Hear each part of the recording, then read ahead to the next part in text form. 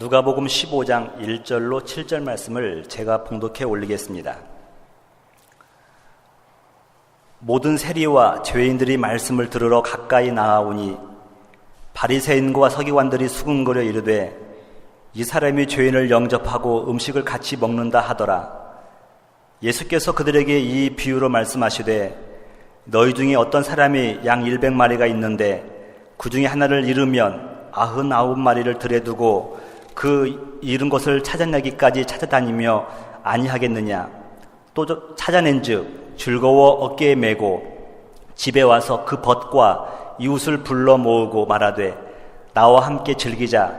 나의 잃은 양을 찾아내었노라 하리라. 내가 너에게 이르노니 이와 같이 죄인 한 사람이 회개하면 하늘에서는 회개할 것 없는 의인 아홉으로 말미암아 기뻐하는 것보다 더 하리라. 아멘. 자, 오늘은 예수님 비유로 말씀하시다 세 번째 시간으로 그가 찾으신다는 제목으로 말씀을 나누도록 하겠습니다. 제가 누누이 강조하는 게 뭐냐면 하나님의 말씀 중에 특별히 이 비유 말씀은 우리가 이해하기가 결코 쉽지 않다는 것입니다.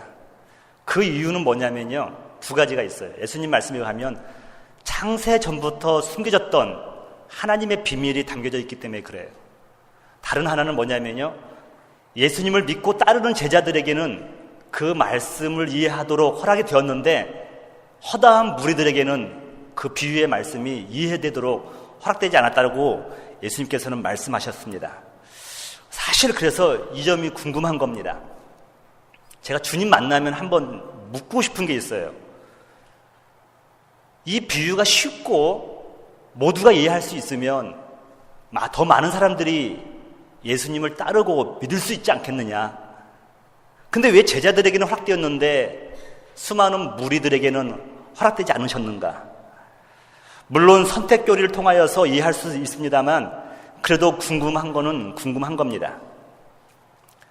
오늘 예배를 통해 제가 소원하는 것은 뭐냐면요, 은혜를 사모하고 천국의 비밀을 깨닫기를 소원하는 모든 여러분들이, 예배자들에게 하늘의 신령한 지식의 문이 열리고 복음의 비밀을 깨닫는 축복의 시간이 되기를 바란다는 것입니다. 여러분들 이 시간 하나님 문을 여시고 여러분의 신앙이 한 단계 더 업그레이드 되는 시간 되시기를 주님의 이름으로 축복합니다. 지난주에는 일용할 양식에 대해서 말씀을 나누면서 우리 주님께서 그런 말씀을 하셨잖아요. 썩어 없어질 양식을 위해서 일하지 말고 영생하도록 하는 양식을 위해서 일하라고 말씀드렸습니다. 여러분, 그래서 일용할 양식은요, 일용하라는 뜻이 뭐가냐면 꼭 필요하고 또 하나는 충분하고 내일의 양식이라는 의미가 있다고 말씀을 드렸습니다. 그래서 여러분, 오늘 우리에게 꼭 필요하고 우리에게 충분하고 내일의 양식은 무엇입니까? 바로 예수 그리스도라는 사실이었어요. 우리에게 영생을 주는 양식을 위하여 일하는 것이 바로 곧 하나님의 일인데, 하나님의 일이란 심플해요. 여러분, 하나님의 일은 뭐냐면요, 하나님께서 보내신 자를 믿는 거예요. 또 이것이 오늘의 양식을 구하는 것이라고 지난주에 말씀을 드렸습니다. 오늘은 잃은 양 한 마리 비유를 통하여서 또 은혜를 나누려고 하는데요, 씨 뿌리는 비유와 마찬가지로 이 잃은 양 한 마리의 비유도 결코 쉽지는 않습니다. 근데 여러분들 다 알고 있어요. 내용은 다 알고 있어요. 저는 설교나 말씀을 준비할 때, 또 성경 공부를 준비할 때 개역 개정 성경판을 사용하는데요, 제 성경책에는 소단락 위에 자그만하게 제목들이 붙여 있습니다. 이 제목은 성경 원본에는 없는데 아마 있는 독자들에게 이해를 쉽게 하기 위해서 편집인들이 넣어둔 것 같아요. 근데 제 성경책 1절 위에 보면 이렇게 나와 있어요. 소제목이 뭐라고 나와 있냐면 잃은 양 한 마리의 비유라고 하지 않고 잃은 양을 찾은 목자의 비유라고 나와 있습니다. 잃은 양 한 마리의 비유가 아니라 잃은 양을 찾은 목자의 비유라고 되어 있다는 거죠. 누가 정했는지는 모르지만 참 탁월한 선택이었다고 생각합니다. 왜 그런지는 여러분들께서 오늘 말씀을 듣는 중에 또 다 듣고 나시면 자연스럽게 알게 되리라 생각이 됩니다. 여러분, 오늘 잃은 양 한 마리의 비유는요, 전통적으로 다음과 같이 해석됩니다.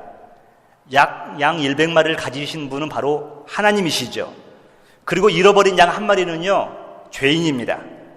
그런데 그 하나님께서 양 99마리를 남겨두시고 잃은 양 1마리를 찾아 헤매신다는 것입니다.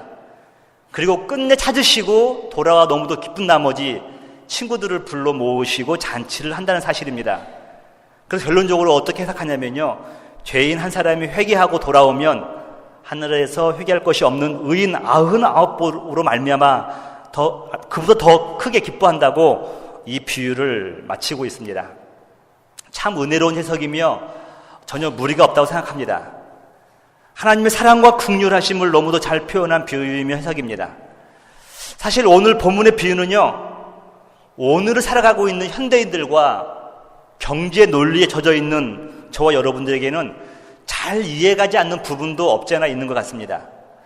어찌 잃어버린 양 1마리를 놔두고 그 찾기 위해서 99마리를 들에다가 방치할 수 있는가? 여러분이 이해 가십니까? 양 99마리가 소중합니까? 1마리가 소중합니까? 여러분도 그럴 거예요. 둘 다 소중해요. 예, 그게 답이에요. 근데 여러분 생각해 보세요. 경제적인 논리에 의하면요, 99이요, 하나보다 훨씬 소중한 겁니다. 혹시 여러분 중에서 이 말씀을 들을 때마다 이해가 가지 않는다고 한다면은 아마도 여러분들은 스스로 생각하기를 나는 99마리에 있나 보다 생각했기 때문에 여러분들 이해가 가지 않는 겁니다. 근데 여러분, 잃은 양 1마리가요, 바로 나예요. 우리 자녀들이고 우리 부모라고 생각하면요, 어찌 이해가 가지 않겠습니까? 그저 감사할 따름이죠. 오늘은 이 비에 숨겨진 천국의 비밀을 깨닫기 위해서 본문을 다시 한번 살펴보려고 합니다. 여러분 15장 1절을 한번 보시면 이렇게 말씀하고 있어요. 모든 세리와 죄인들이 말씀을 들으러 가까이 나왔다라고 말씀하고 있습니다. 세리와 죄인들이 말씀을 듣기 위해서 예수님 앞으로 나왔다. 너무도 당연한 말씀입니다. 지극히 당연한 말씀인데 죄인과 세리의 입장에서 한 말씀을 풀어가 보려고 합니다. 여러분, 그 당시에는 바리새인들과 서기관, 제사장들이 하나님의 말씀에 참 능통했습니다. 그들은 엄격하게 하나님 말씀대로 살려고 노력을 했고 하나님의 말씀에 대해서 통달한 사람들입니다. 그래서 여러분, 하나님의 말씀을 들으려고 하면요, 랍비나 성경 교사인 바리새인, 서기관, 제사장 앞으로 나아가는 것이 정상입니다. 근데 세리들과 죄인들이요, 전직이 목수였던, 오늘날로 말하면 가방끈이 짧으셨던 예수님 앞으로 나아가는 겁니다. 여러분, 왜 그럴까요? 제 생각에는 바리새인들과 서기관, 제사장들은 말씀을 능통하게 해석하고 인용을 했을지는 몰라도 그들을 통하여 말씀을 들을 때에 세리와 죄인들의 마음에는 아무런 감동이 없는 것입니다. 그들이 하는 말씀은요, 구구절절 옳은 말씀인데 도무지 가슴에 와 닿질 않는 것입니다. 왜 그렇습니까, 여러분? 이들의 마음에는요, 세리와 죄인을 사랑하는 마음이 없기 때문에 그랬어요. 제 아내 가끔 우리 동네 근처에 한국마트 옆에다가 CD를 갖다 놓는데요, 처음에는 CD가 몇 개 없었던 것 같아요. 근데 어느 날 가보니까요, CD가 홍수예요, 홍수. 여러분, 같은 하나님 말씀인데 자기네 말씀 전하시겠다고 이렇게 막 CD를 쌓아놓고요, 우리 것을 구석에 탁 처박아놓고 안 보이게 해놨더라고요. 제가 아내한테 그랬어요.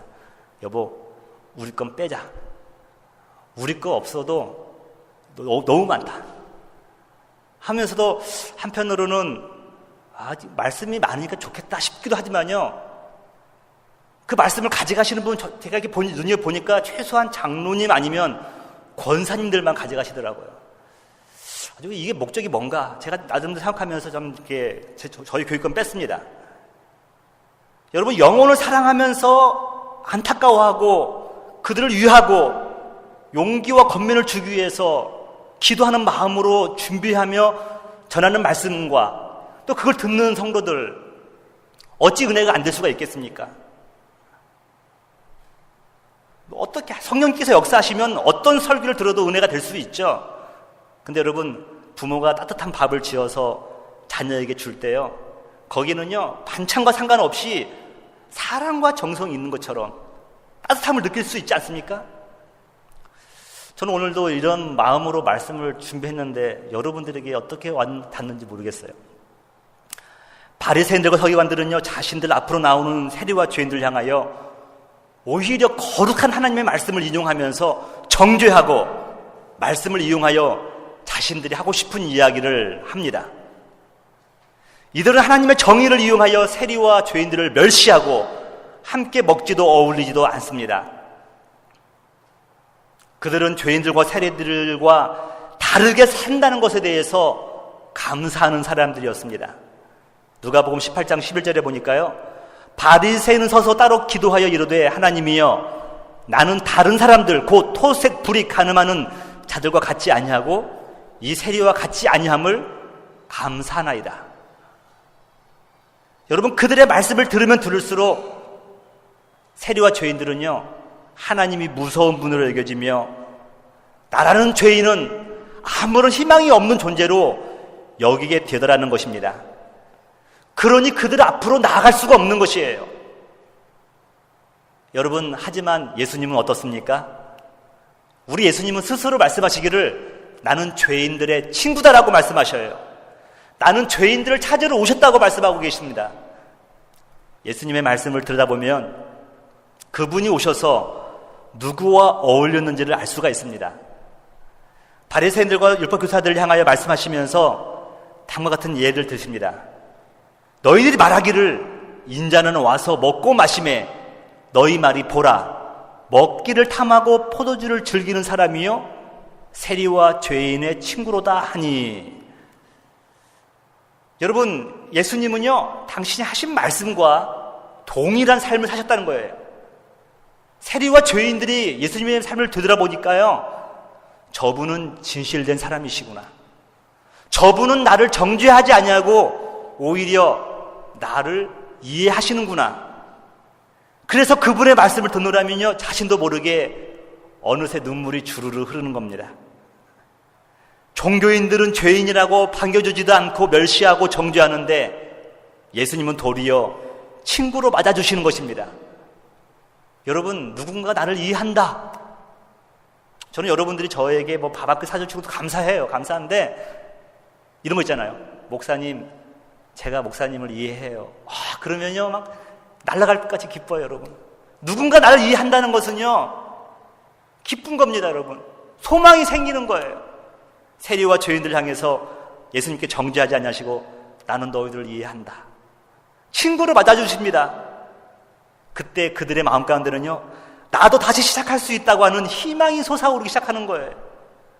그래서 그들의 발걸음은 자연히 누가 강요하지 않았음에도 불구하고 주님 앞으로 나아가는 겁니다. 저와 여러분이 주 앞으로 나온 것도 마찬가지로 생각합니다. 그분은 결코 죄인이나 실패한 사람을 멸시하거나 정죄하지 않으셨습니다. 가늠하다 붙잡힌 여인을 향한 예수님의 권면이 이렇습니다. 요한복음 8장 10절에 나와 있죠. 예수께서 일어나사 여자 위에 아무도 없는 것을 보시고 이르시되 여자여 너를 고발하던 그들이 어디 있느냐? 너를 정죄한 자가 없느냐? 대답하되 없나이다. 대답하되 주여 없나이다. 예수께서 이르시되 나도 너를 정죄하지 아니하노니. 여러분, 중요한 거예요. 나도 너를 정죄하지 아니하노니 가서 다시는 죄를 범하지 말라 하시니라. 여러분, 이 본문이 여기서 끝났지만요, 이 여인이 가서 주님 만나고 또 죄를 지을 수도 있겠다 싶어요. 그 사회 구조 악이 그러니까요. 또 붙들려 왔을지라도 아마 예수님은 그 여인을 정죄하지 않았을 겁니다. 왜냐하면 그런 분인 줄 알고 있었던 거예요. 오늘 또 2절에 보면요, 제가 언급했던 것처럼 죄인과 세리들이 예수님 앞으로 나오는 것을 못마땅하게 생각하는 무리들이 등장합니다. 바로 바리새인들과 서기관들이 그 주인공이었습니다. 하나님의 말씀을 들으려고 하면 나한테 나와야 되지, 자기에게 나와야 되는데 예수님께 모여드는 것이 몹시도 못마땅하게 생각하는 것입니다. 이들은 수군거리십니다. 이 사람이 죄인을 영접하고 음식을 같이 먹는다라고 그들은 수군거립니다. 여러분, 이 말씀을 제가 보면서 깨달은 게 이거예요. 누가는요, 직업이 의사였지만 저술가였습니다. 여러분, 그는 필력이 실로 대단했던 사람이에요. 예수님의 입을 통하여서나 그를 따르는 제자들의 입을 통하여서 예수님의 정체성을 말하지 않고요, 적대자들, 반대자들의 말을 통해서 예수님이 누구신가를 말하고 하고 있는 거예요. 이 사람이 죄인을 영접하고 음식을 같이 먹는다. 여러분, 누가 예수님을 영접해 줍니까? 누가 죄인을 영접해 줍니까? 바리새인, 서기관, 종교인들이 아니었습니다. 바로 예수님이셨습니다. 여러분, 음식을 먹는다, 음식을 함께 먹는다, 이걸 한문으로 쓰니까요, 식구예요. 식구. 예수님께서 죄인들을 식구로 맞아주신 거예요. 근데 이 고백을요, 바리새인들이 하는 겁니다. 예수님은 죄인들을 긍휼히 여기시는 마음이 있었어요. 그 마음 때문에 저와 여러분도 이 자리에 불러주신 줄 믿습니다. 최근에 단기 선교 다녀왔던 어떤 자녀를 둔 어머니가 이런 얘기를 해요. 멕시코 고아원 가서 한 일주일 동안 섬기다 왔는데 그 세상에 글쎄 이가 옮아왔다는 거예요. 이가. 여러분, 그 머리에 보니 막 이새끼가 있고 막 이렇게 그렇다는 거예요. 그래서 막 너무너무 고통당한다는 거예요. 제가 생각해 봅니다. 내년에 또 단기 선교 갈 때 이가 무서워서 뭘까? 그건 아니죠, 여러분. 그들을 긍휼히 여기는 마음, 주님이 우리를 긍휼히 여기셨던 그 마음 때문에 또 그들은 이를 두려워하지 않고 또 갈 수 있다는 겁니다. 오늘은 제가 여러분에게 이 잘 아시는 이른 양 한 마리의 비를 통해서 말씀을 전하는데요, 여러분 4절에 보시면요, 이른 양 한 마리를 찾는 목자의 열정을 다음같이 표현하고 있습니다. 여러분 4절 한번 보실래요? 너희 중에 어떤 사람이 양 100마리가 있는데 그 중 하나를 잃으면 99마리를 들에 두고 그 잃은 것을 밑줄 한번 그어보세요. 찾아내기까지 찾아다니지 아니하겠느냐. 여러분, 이 말이 무슨 말인지 알겠습니까? 여러분, 찾아내기까지 찾아다니지 아니하겠느냐. 고교 시절 재미있는 난센스 퀴즈들이 몇 개 있어가지고 웃곤 했는데요, 그중 하나가 뭐냐면 여러분, 코끼리를 죽일 때 그 바늘로 죽일 수 있답니다. 여러분, 바늘로 코끼리를 죽일 수가 있는데 답이 참 기상천외예요. 어떻게 바늘로 코끼리를 죽일 수 있는지 아십니까, 여러분? 바늘로 코끼리를 꽂아 놓는 거예요. 언제까지 꽂아 놓냐면요, 죽을 때까지 꽂아 놓는 거예요. 그럼 언젠가는 코끼리가 죽잖아요. 그럼 바늘로 죽였다는 거예요. 별로 여러분 재미없나 본데. 여러분, 본문에 등장하는 목자는요, 결코 잃은 양을 찾지 못하는 분이 아닙니다. 잃은 양 한 마리를 찾으시는데 언제까지 찾으시냐면요, 찾을 때까지 찾으시는 분이에요. 여러분 믿으십니까? 그분이 저와 여러분을 잃어버릴 수가 없어요. 왜냐하면 찾을 때까지 찾으시기 때문에 그래요. 대충 몇 번 훑어보고 없다고 포기하는 것이 아닙니다. 이렇게 찾아 헤매신 결과 저와 여러분이 하나님의 자녀가 된 줄 믿습니다. 구원의 원인은요, 나를 향한 하나님의 끊임없는 사랑의 추적이었다는 것이에요. 여러분 5절을 보면 잃은 양 한 마리를 찾은 목자의 기쁨을 헤아려볼 수 있지 않습니까? 사실은 잃은 양 한 마리는 천덕꾸러기, 말썽꾸러기, 자기 마음대로 갔잖아요. 한번 쥐어받고 질질 끌고 와도 괜찮은데요, 찾아낸 즉 즐거워서 어깨에 메고, 여러분 찾아냈는데 너무 즐겁다는 거예요. 길 잃은 자녀를 찾으면요, 부모들이 너무 기쁜 나머지 화를 내요. 어디 갔었냐고. 부모의 마음이잖아요. 근데 예수님은요, 그 잃은 양을 찾은 다음에 즐거워서 어깨에 메고. 저는 이 본문을 보면서 하나님의 구원의 사건을 다시 한번 묵상해 보게 되었습니다. 이스라엘 백성들이 시나산에 이르렀을 때 여호와 하나님께서 산에서 모세를 불러 다음과 같이 말씀합니다. 출애굽기 19장 4절이에요. 내가 애굽 사람에게 너 어떻게 행하였음과 내가 어떻게 독수리 날개로 너희를 업어 내게로 인도하였음을 너희가 보았느니라. 여러분, 이 짧은 구절 안에 내가라는 단어가 3번이나 나와요. 내가 어떻게, 내가 어떻게 내게로 인도하였음을 너희가 보았느니라. 하나님께서 이스라엘 백성들을 출애굽시켰는데 보여주시면서 이 말씀을 하시면서 하나님께서 무척 기뻐하시고 스스로 자랑스러워한다는 것을 느낄 수가 있었습니다. 여러분, 사람이 뭔가를 해주고요, 자꾸 언급하면 생색내는 거잖아요. 사람이 생색내면은 죄송합니다만 약간 씁쓸하잖아요. 그런데 하나님께서 생색을 내시니까요, 구원의 확신이에요. 하나님께서 생색을 내시니까요, 흔들리지 않는 구원의 근거가 된다는 것입니다. 근데 제가 왜 이 말씀을 드리냐면요, 바로 이 사건이 신약의 사건과 신약의 십자가 사건과 연관되어 있기 때문에 그렇다는 것이에요. 그때 제사장들과 서기관과 장로들이 예수님을 비웃으면서 말을 합니다. 예수님께서는 십자가에서 고통당하 죽어가시는데 종교인들은 비웃고 있는 거예요. 뭐라고 비웃냐면요, 마태복음 27장에 있죠. 그가 남은 구원하였으되 자기는 구원할 수 없도다. 여러분, 최소한 종교인들도요, 바리새인들도 예수님을 인정할 거 인정했어요. 저가 남은 구원하였다는 거예요. 자기는 구원할 수도 없도다는 거예요. 그가 이스라엘의 왕이로다. 지금 십자가에서 내려올지라. 그리하면 우리가 믿겠노라. 여러분, 이 단어만큼 예수님의 말씀을, 예수님의 마음을 아프게 한 구절이 또 어디에 있습니까? 내려올 수 없는데 내려오라는 거예요, 여러분. 여러분, 왜 내려올 수 있는지 아세요, 여러분? 그분의 양 어깨에는요, 400년간 종살이했던 이스라엘 백성들이, 수많은 죄인들이, 모든 민족과 열방이 올라 있는 겁니다. 인간이 받아야만 했던 하나님의 모든 진노가 십자가 상에서 그의 독생자 아들 예수에 쏟아진 것입니다. 너무도 참혹하고 혹독했습니다. 예수님께서 십자가에서 양 벌리고 죽어가시는 겁니다. 그 어깨에는 모든 죄인들이 짊어져야 될 죄를 대신 짊어지셨고, 모든 죄인들을 양 어깨에 다 메고 가시는 것입니다.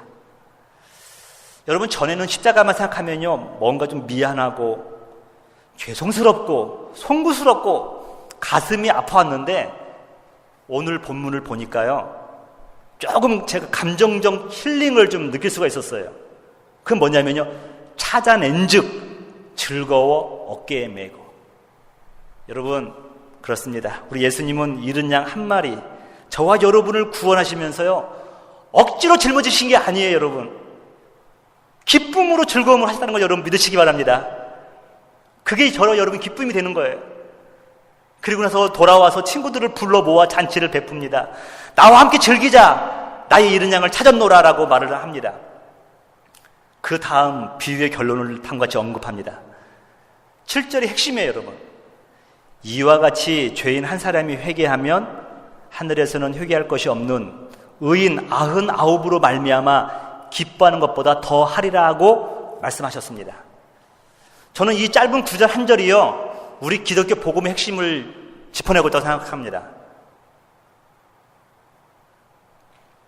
여러분, 근데 본문 잘 읽어보면요, 잃은 양 한 마리를 찾은 것과 그것에 대한 비유의 결론은 뭐냐면요, 죄인의 회개와 연관짓고 있다는 건 사실입니다. 다시 한번 여러분 7절 보시면요, 이와 같이, 영어 성경을 보니까요, in the same way예요. 같은 방법이라는 거예요. 같은 방법으로, likewise, 이와 같이 죄인 하나가 회개하며. 여러분, 이 말에 주의를 기울여 보시기 바랍니다. 일반적으로 회개란 그래요. 제가 아내한테 물어봤어요. 여보, 회개가 뭐야? 그랬더니 자신이 죄인임을 인정하고 하나님을 향하여 돌아서는 것이라고 제 아내는 말을 했습니다. 역시 목사 아내답지 않습니까, 여러분? 자신이 죄인임을 인정해야 된대요. 그리고 하나님을 향하여 돌아서는 것이라고 제 아내가 말을 하더라고요. 여러분, 죄란 무엇이냐면 이거예요. 죄란 뭐냐면 관역에서 빗겨나간 거죠. 그렇기 때문에 회개는 뭐냐면 관역을 향해 잘 맞추는 것이 회개죠. 되돌아서는 것을 말하는 것이죠. 근데 여러분, 이러한 해석은요, 죄인이 돌이켜야 된다고 하는 행위에 근거한 해석입니다. 그런데 오늘 예수님께서 언급하신 이 구절을 보더라도 잃은 양이 목자를 향하여 돌아오기 위해서 애쓰는 것을 찾아볼래야 찾아할 수가 없어요. 여러분, 이게 저에게 궁금한 겁니다. 여러분, 지금 예수님이 그 주인이, 목자가 길 잃은 양을 찾았는데 결론은 뭐냐면 이와 같이 죄인 하나가 회개하면이라는 거예요. 여러분, 이사야 선지자에 의하면요, 양들의 특성에 대해서 말을 하는데 이렇게 말하고 있어요. 이사야 53장 6절이죠. 다 같이 한번 읽어보실래요? 시작. 우리는 다 양 같아서 그릇 행하여 각기 제 길로 갔거늘 수도. 여러분, 양의 특징이 뭐냐면요, 제 길로 간다는 거예요. 양은 참으로 어리석은 동물입니다. 앞을 내다볼 수 없는 근시안적인 동물입니다. 길을 잃고 나서 스스로가 목자를 찾아야겠다고 돌이킬 수 없는 존재입니다. 그릇 행하여 각기 제 길로 갈 뿐입니다. 근데 여러분, 그 양을 불쌍히 여기고 긍휼히 여긴 목자가 찾았는데 그것을 말하기를 이와 같이 죄인 하나가 회개하면이라고 표현하고 있어요. 회개란 내가 돌아선다는 의미 이전에 최소한 이 본문의 비유에 의하면요, 목자가 잃은 양을 찾는 것이 먼저 선행된다는 것을 말씀하고 있는 것입니다. 오늘 본문의 말씀은 아니지만 여러분 8절, 9절, 10절 한번 보세요. 여러분, 잃어버린 드라크마 비유에서 마찬가지입니다. 8절 보면요, 한 여인이 10드라크마가 있었는데 하나를 잃어버린 거예요. 근데 뭐라고 표현하고 있냐면, 하나를 잃으면 등불을 켜고 집을 쓸며, 또 밑줄 한번 보세요. 찾아내기까지 부지런히 찾지 아니하겠느냐. 이 여인은요, 못 찾으면은 손을 놓질 않아요. 찾을 때까지 찾는 거예요. 언제 끝나냐면 찾아야 끝나는 거예요. 근데 그 결론의 말씀 10절 한번 보세요. 내가 너에게 이르노니 이와 같이 죄인 한 사람이 회개하면. 드라크마가 의식이 있어서 이 여인의 손으로 굴러온 적이 없습니다. 근데 이 드라크마 예화를 통해서도 보여주는 게 뭐냐면요, 이와 같이 죄인 하나가 회개하면이라고 말씀하고 있는 거예요. 여러분, 잃은 양 한 마리의 비유와 잃어버린 드라크마의 비유를 통해서 볼 때 참된 회개는 뭐냐면 이거예요. 주님께서 우리를 찾아오심으로 시작된다는 것입니다. 그것을 인정하고 믿으면 회개의 문이 열리기 시작하고 구원의 문이 열린다는 것이에요. 이것을 모르니까 내 의지와 노력으로 회개하려고 한다는 것입니다. 회개도 하나님이 먼저 찾아오셔서 비로소 하나님의 사랑을 깨달은 자만이 참된 회개를 할 수가 있는 거예요. 어느 날은 감정적인 회개가 잘 될 것 같아요. 감정적인 회개가 잘 나와요. 눈물도 콧물도 흘립니다. 그런데 어느 날은 여지없이 내가 회개했나 안 했나 그런 감정에 휩쓸리는 날이 많이 있습니다. 제가 학생 시절 때 그랬던 것 같아요. 성령님을 경험을 하니까요, 성령이 불이 내 심령에 임하고 나니까 너무 뜨거운 거예요. 그때 막 회개의 문이 열리는데요, 눈물 콧물 흘리면서 막 대글대글 굴르면서 막 회개했어요. 너무 그 감정이 좋았던 거예요. 다음번에 그 회개의 기쁨을 누리고 싶어서 기도를 했는데 정신이 맹숭맹숭한 거예요. 어떤 느낌이 드냐면, 내가 회개가 안 되나 보다 착각하는 거죠. 여러분, 회개는요, 내가 어떤 감정적인 그런 것이 아니라 하나님이 나를 찾아오시고 나를 사랑하신다는 걸 먼저 말씀해 주신 다음에 자발적으로 이루어지는 것이 회개라는 것입니다. 저는 가끔 제 아내가 마음에 안 들 때 머리에 손을 넣고 회개할지어다 하고 제가 선포합니다. 또 자녀까지도 내가 회개시키려고 애쓰는 것을 한두 번 발견한 적이 아닙니다. 제가 느낀 게 뭐냐면, 참 나도 오지랖이 넓다 생각 드는 거예요. 회개는요, 사람의 의지가 아니에요. 하나님의 선물이에요.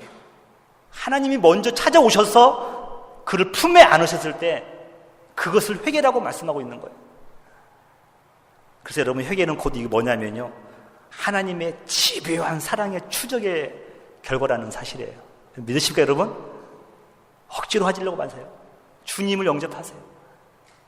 주님이 날 찾아달라고 인도하세요. 제가 서두에서 소제목이 잃은 양을 찾은 목자 비유라고 말한 의미를 아시겠습니까? 잃은 양의 비유로 제목을 삼는다고 한다면 길을 잃어버린 양이 포커스가 되는 거예요. 양이 돌아가야 되는 거예요. 하지만 잃은 양을 찾은 목자라고 한다고 한다면요, 잃은 양은 할 것이 없어요. 그 양을 찾을 때까지 찾기 위해 수척하는 목자에게 포커스가 맞춰지는 것입니다. 여러분, 놀랍게도 이게 복음의 핵심인 거 믿으십니까? 양은 한 것이 아무것도 없습니다. 드라크마는 한 것이 아무것도 없습니다. 다만 주인이 와서 찾아준 거예요. 이것을 표현하기를 이와 같이 죄인 하나가 회개하면이라고 말씀하고 있는 것입니다. 내가 무엇을 했다가 아니라 하나님께서 무엇을 하셨는가? 여러분, 지금 비유실 설교 제목이 그렇잖아요, 여러분. 그가 일하신다. 그가 공급하신다. 그가 찾으신다. 여러분, 지금 He did잖아요. He did. 오직 하나님만 하시는 거잖아요, 여러분. 그런데 이스라엘 백성들은요, 물론 우리들도 이 찾아오신 하나님을 영접하지 않는 겁니다. 받아들이지 않습니다. 감정적으로 회개하고 눈물콧물 흘리는 것으로 끝내려고 합니다. 근데 여러분, 주님이 우리를 찾기만 해도 우리는 참된 회개가 이루어진다는 사실을 알아야 됩니다. 여러분, 그렇다면 회개할 것 없는 99마리 양은 무엇입니까? 자칭 의인이라고 생각했던 종교 지도자들입니다. 스스로를 죄인으로 인정하지 않기에 하나님을 만날 수도 없는 존재들입니다. 여러분, 내가 의인이라고 생각하는데 무슨 회개가 되겠습니까? 스스로 의인이라고 생각하는 99명의 종교인보다 죄인 하나를 찾으시고 기뻐하시는 주님의 그 사랑이 바로 저와 여러분에게 오늘 임한 줄 믿습니다. 십자가의 사건은요, 이미 우리를 회개의 반열에 올려놓은 사건이에요. 인간의 행위로서는 회개 이전에 십자가 사건의 그 크신 사랑이 용서받을 수 없는 죄인들의 허물과 죄를 덮어버린 겁니다. 하나님과 죄인 사이를 예수 그리스도께서 화목제물로 되셔서 하나님과 우리 사이를 화해시킨 거예요. 이때 우리는 회개가 뭔지도 왜 해야 되는지도 몰랐을 때 이미 예수님께서 다 하신 겁니다. 하나님의 사랑이 먼저 임하고 나니 비로소 내가 죄인이라는 사실을 알게 되었다는 것입니다. 그래서 구원받은 사람들은요, 하나님 앞에서 진정으로 회개할 수 있는 사람들입니다. 우리의 죄는 예수님께 전가되었고 예수님의 의로움이 우리에게 임한 줄 믿습니다. 이게 복음이지 않습니까? 사랑하는 성도 여러분, 이젠 거역할 수 없는 하나님의 그 사랑이 우리를 찾았음을 잊지 마시고 참 복음 안에서 자유함을 누리시기를 주님의 이름으로 축원합니다.